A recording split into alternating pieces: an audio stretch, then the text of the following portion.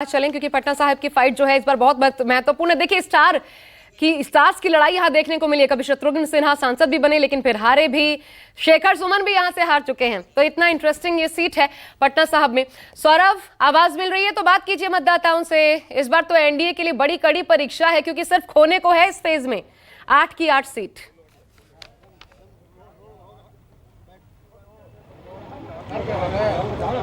जी बिल्कुल, इस वक्त आप देख सकते हैं शत्रुघ्न सिन्हा यानी बिहारी बाबू अपने मत के अधिकार का इस्तेमाल कर मतदान केंद्र से बाहर निकले हैं और लगातार एक एक करके वो मीडिया से बात कर रहे हैं। तो यहाँ पर मतदाता तो कोई नहीं है। मैं थोड़ी देर में कोशिश करूँगा कि इनसे ही जानूँ कि इस बार 2024 के लोकसभा चुनाव में मुद्दा क्या रहा।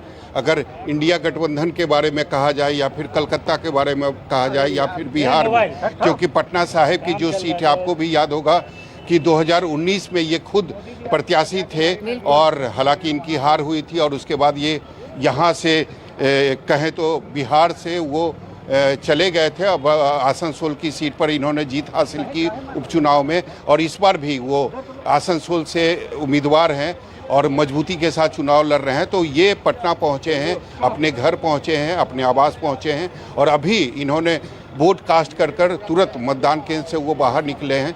तो मैं थोड़ी देर में इनसे बात करने की कोशिश करूंगा और ये जानने की कोशिश करूंगा कि इस बार इनके लिए या फिर इंडिया गठबंधन के लिए मुद्दे क्या हैं 2024 के लोकसभा चुनाव में। मतदाता तो नहीं लेकिन आपके आसपास देखिए ये आम लोग ही हैं। जरा तब तक उन्हीं से बात करके जानने की कोशिश कीजिएगा कि क्या रुख है मतदाताओं का, क्योंकि कहीं ना कहीं तो वोट देने जरूर पहुंचे होंगे। लेकिन एक ब्रेक लेना है फिलहाल मुझे। सौरभ, तो बिहारी बाबू नजर आ रहे थे सौरभ के साथ फ्रेम में। जैसे ही बातचीत होती है लिए चलेंगे बिहारी बाबू जो अब बाबू मोशाय बन चुके हैं।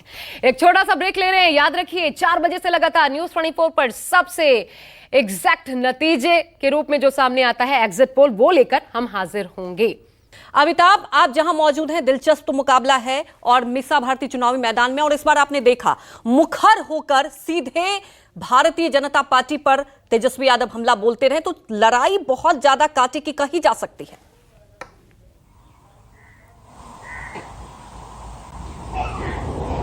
जी बिल्कुल, पाटलिपुत्रा सीट पे लड़ाई काफी कांटे की थी और यहाँ पे इस पर पूरा लालू परिवार यहाँ पे मीसा भारती के पक्ष में चुनाव प्रचार करते हैं। लालू प्रसाद खुद यहाँ पे निकले, राबड़ी देवी ने यहाँ पे रोड शो किया, तेजस्वी यादव ने किया, प्रताप यादव ने किया। तो मुकाबला काफी यहाँ पे इस बार दिलचस्प था। हालांकि 2014 और 2019 में भी जो प्रत्याशी थी आरजेडी की तरफ से वो मीसा भारती ही थी और रामकृपाल यादव उनके सामने थे और 2 बार उन्होंने मीसा भारती को हराया था।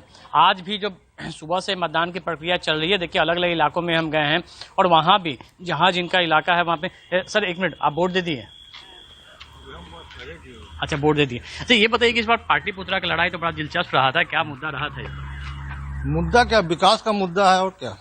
इस बार मीसा भारती और रामकृपाल यादव को लेकर काफी था कि पर तो इस पर दोनों में पल्ला किसका आपको भर लग रहा है? अब किसका पल्ला कहें, भारी रामकृपाल हम लोग के लिए अच्छा है। ठीक है, अच्छी बताइए कि मोदी जी की गारंटी पे भरोसा है या तेजस्वी यादव की गारंटी पे भरोसा है? मोदी जी की गारंटी भरोसा है। मोदी जी।